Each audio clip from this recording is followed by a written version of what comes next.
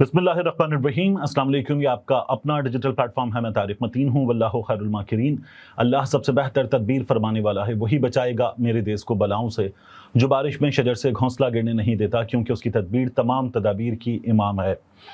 बहुत अहम खबरें हैं, बहुत ज़्यादा खबरें हैं। क्विकली शुरू करते हैं विदाउट अ फर्दर डू। देखिए, सबसे पहले रऊफ हसन और गौहर अयूब साहब, ये दोनों पेश हुए FIA के सामने। और यहाँ क्या हुआ, उमर अयूब साहब को भी बुलाया हुआ था, उस केस में क्या हुआ, इसकी बात सबसे पहले करते हैं।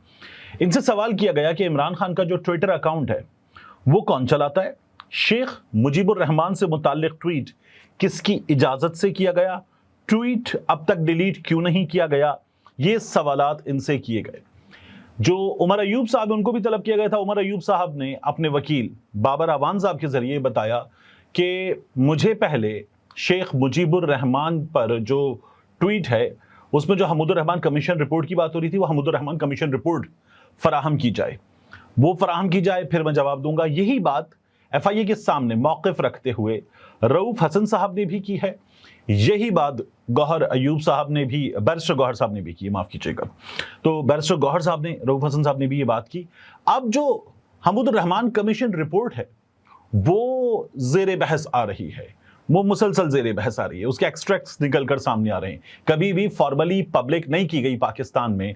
जुल्फ़िकार अली भुट्टो साहब के हवाले से जनरल टिक्का खान ने ये पहले कहा था, बहुत पहले, कि ये भुट्टो साहब ने इसलिए रोक दी थी कि उन्हें ये लगा कि फौज की बेवकती होगी, तो इसलिए भुट्टो साहब ने इसे पब्लिक नहीं किया था। बहुत बड़ी तादाद में लोगों को इसकी कॉपीज दी गई थी, बाद में वो कॉपीज वापस ले ली गई थी। और अब एक हमारे यहाँ बहस है कि हमूदुर रहमान कमीशन रिपोर्ट अपनी असल हालत में मौजूद भी है या नहीं, ये भी हमारे एक बहस है।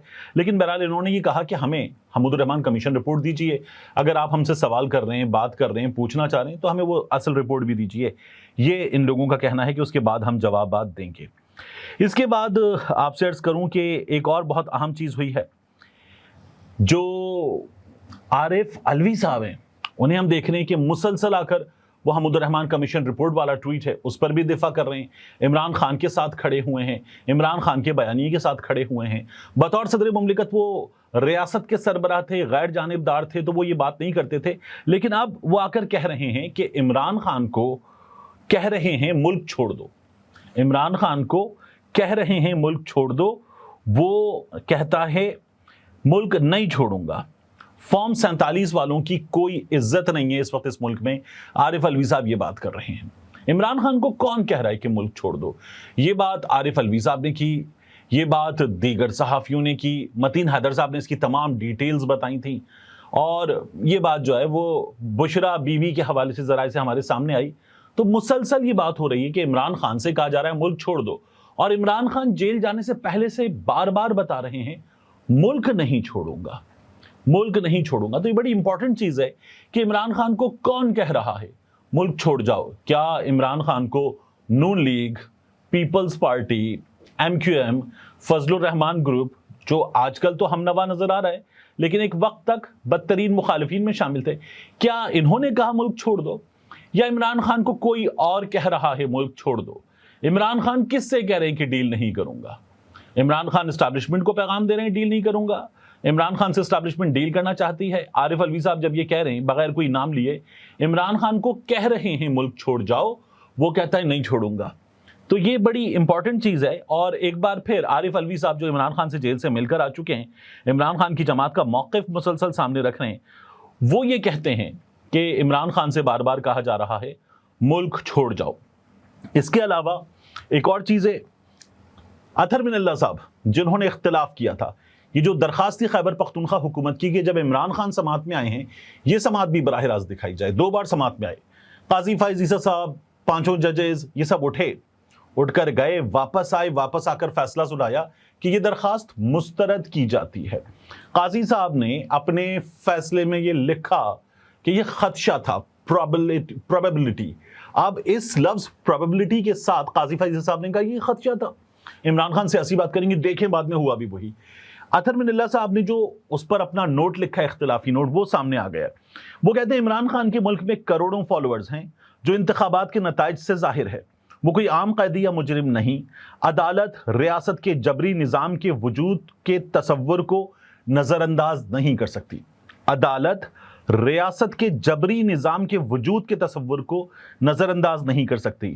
عدالتیں اور ججز واضح حقائق کو نظر انداز کر کے اپنا سر ریت میں نہیں دبا سکتے. عدالتیں اور ججز واضح حقائق کو نظر انداز کر کے اپنا سر ریت میں نہیں دبا سکتے. اطہر من اللہ صاحب کہتے ہیں بنیادی حقوق کے تحفظ کے لیے براہ راست نشر کرنا ضروری ہے. نائب ترامیم کیس کی 31 اکتوبر 2023 اور رواں سال 14 مئی کی سماعت براہ راست نشر ہوئی. عمران خان ملک کی سب سے بڑی سیاسی جماعت کے سربراہ ہیں.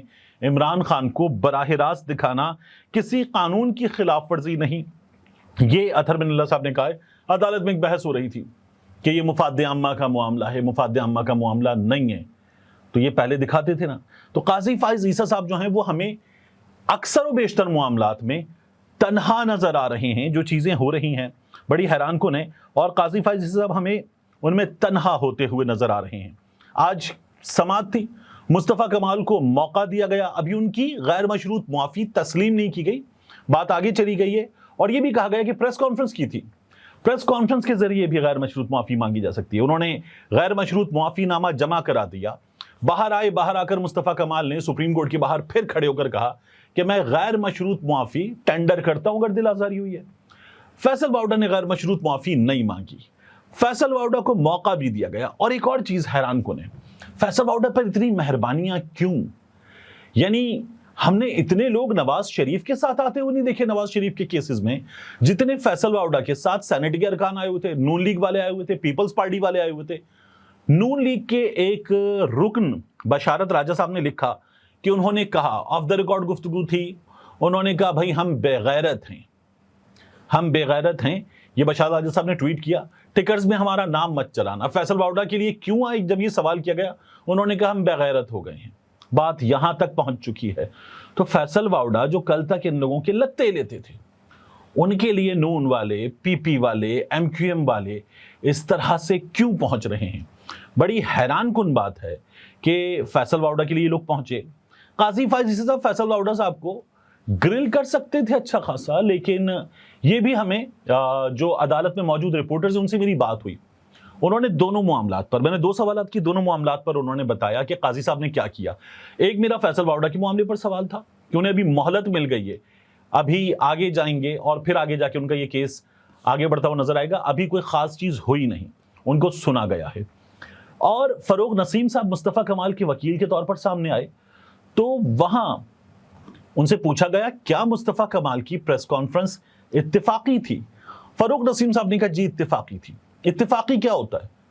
ایسے اتفاقی ہوتا ہے جیسے مصطفیٰ کمال نے کیا تھا. اتفاقی یہ ہوتا ہے کہ میں کسی شاپ سے باہر نکل رہا ہوں، آپ سے اچانک ملاقات ہو جائے گی، اتفاقی ہے. اتفاقی ہوتا ہے کہ میرے منہ سے ایک جملہ نکل جائے جو کانٹیکس سے باہر ہو، غلط ہو، معیوب ہو، اور میں کہوں I'm sorry یہ مجھے نہیں کہنا چاہیے تھا، یہ میرے منہ سے نکل گیا. یہ اتفاقی ہے. آپ ایک پریس کانفرنس کرنے آئیں، آپ کے سامنے پوائنٹس لکھے ہوئے ہوں، آپ 2 سال کے سودی نظام کے فیصلوں کے حوالے دیں، پھر اس کے بعد ججز کی شہریت، دوہری شہریت، ڈوبیس کردار، یہ تمام باتیں آپ کے سامنے پوائنٹس لکھے ہوں، آپ یہ باتیں کریں. اتفاقی ہے کہ آپ اپنے ساتھ امین الحق کو لے کر، ایک اور رکن اسمبلی کو لے کر درمیان میں بیٹھیں، پریس کلب ڈرائیو کر کے جائیں، خود وہاں پہنچیں، وہاں پریس کانفرنس کے لیے تمام چینلز، میڈیا وغیرہ موجود ہو، آپ ان کے سوالوں کے جواب دیں. یہ اتفاقی ہوتا ہے. اتفاقی تو اچانک ہو گیا. قاضی صاحب اس پر گرل کر سکتے تھے، فیصل واؤڈا والے معاملے پر گرل کر سکتے تھے، اور کرتے ہیں. ہم نے براہ راست نشریات میں دیکھا ہے کرتے ہیں.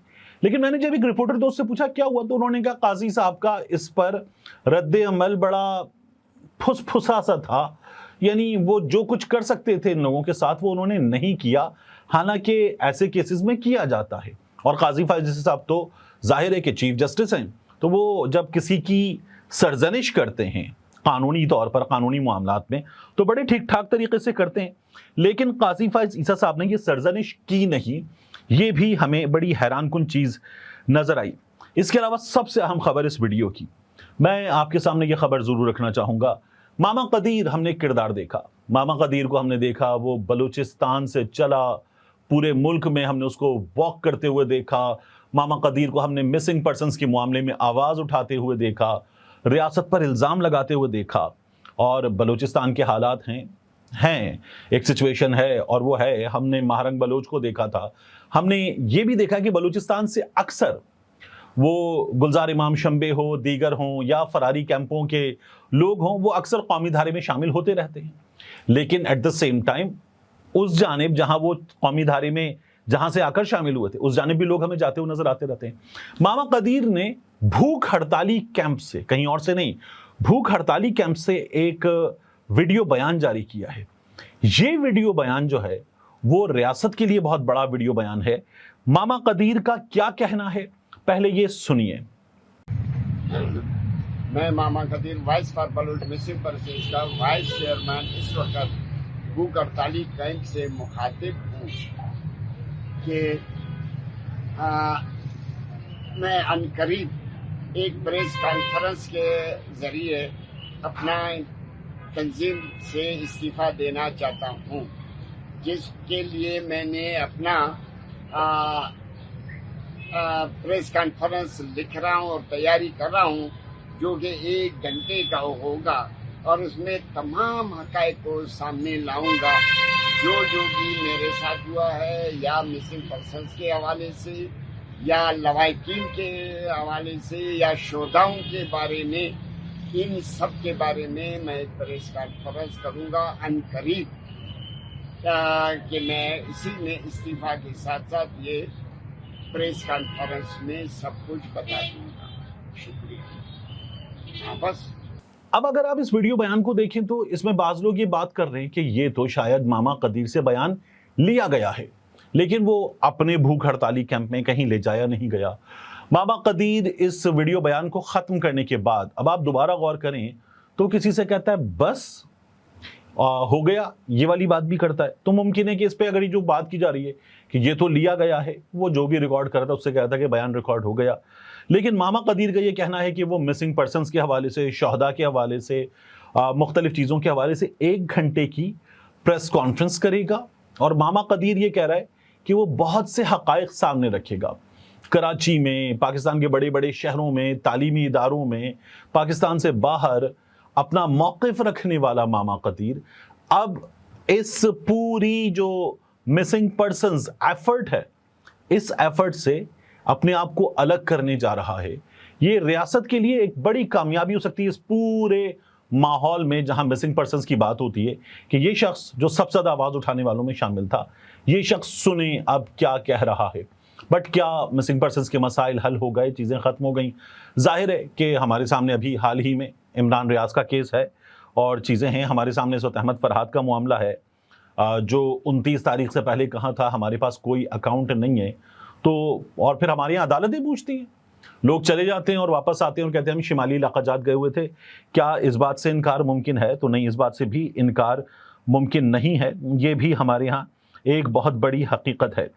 قاضی فیض صاحب نے عدالت میں ایک اور بات کی. انہوں نے کہا کہ صحافیوں کو ہم نے بچایا، ان کی پٹیشنز ہم نے اٹھائیں. تو عمران ریاض خان کا آپ نے سوال بھی کیا تھا، وہ بار بار کہتا ہے مجھے بلا لیں، کسی بھی کیس میں بلا لیں، میں بتاؤں گا. تو آپ بلا لیں. ارشد شریف شہید کا کیس پاکستان کی سپریم کورٹ کے پاس ہے، بلا لیں.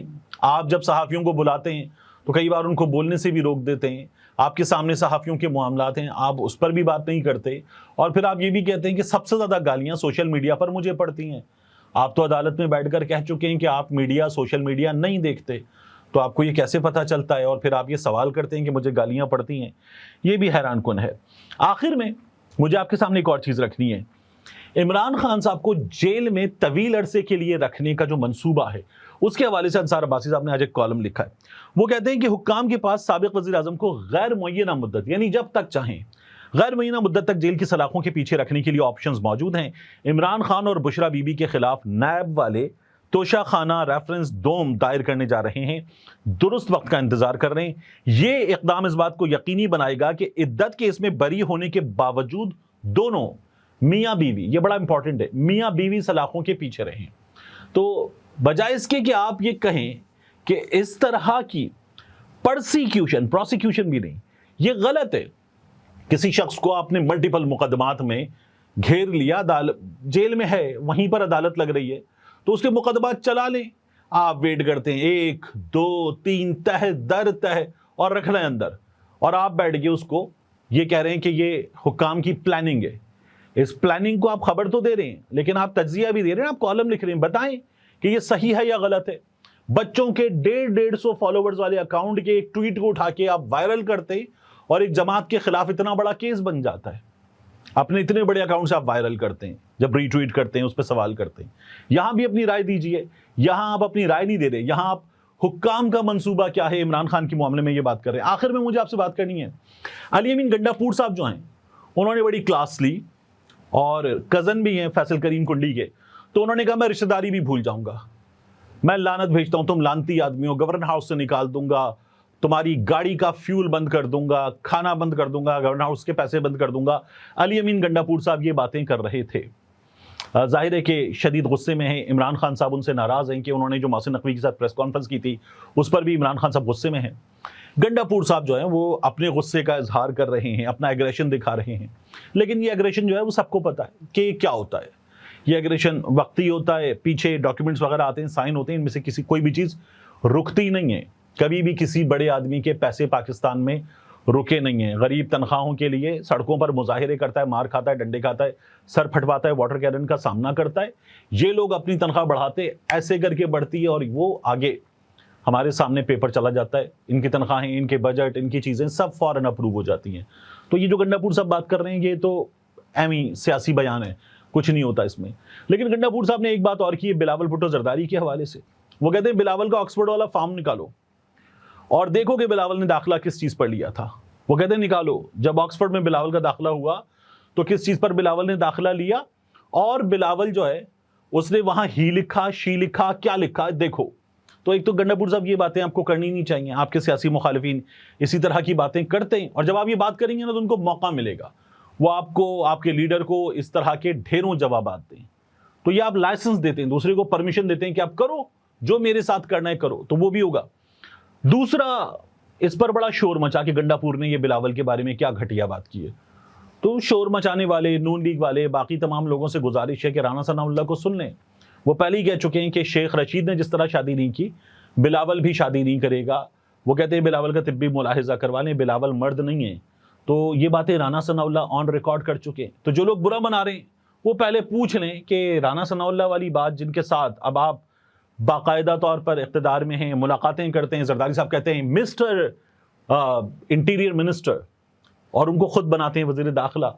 جہاں یہ معاملات ہیں تو ذرا سا دیکھ لیں. پھر برا لگتا ہے آپ لوگوں کو کہ گنڈا پور جو ہے اس نے جو کہا وہ غلط ہے, رانا ثناء اللہ نے اس سے زیادہ ادھیڑ کے رکھا تھا, اس پر اب آج چپ ہیں آج, کیونکہ وہ آپ کو سوٹ کرتا ہے. ملتے ہیں انشاءاللہ آپ سے اگلی ویڈیو میں.